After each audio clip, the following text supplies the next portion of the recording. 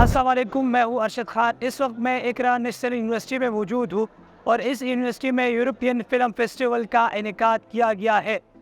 इस दुनिया भर में मुख्तलिफ़ ममालिक में मुख्तलिफ़ किस्म की फ़िल्मों की स्क्रीनिंग की जाती है, जिसका मकसद मुख्तलिफ़ किस्म के स्टूडेंट्स और डॉक्यूमेंट्री फ़िल्म मेकर को इंफॉर्मेशन देना है, उसको ट्रेन करना है।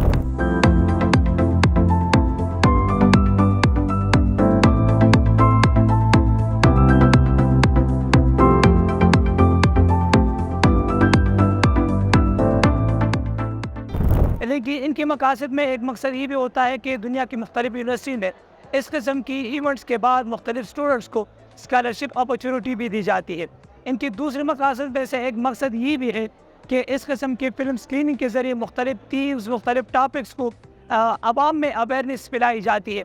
इस किस्म की एक फ़िल्म फेस्टिवल जो है इकरा नेशनल यूनिवर्सिटी में एक इनेकाद किया गया है। इस इवेंट में मज़ीद क्या होने जा रहा है, आइए आपको दिखाते हैं।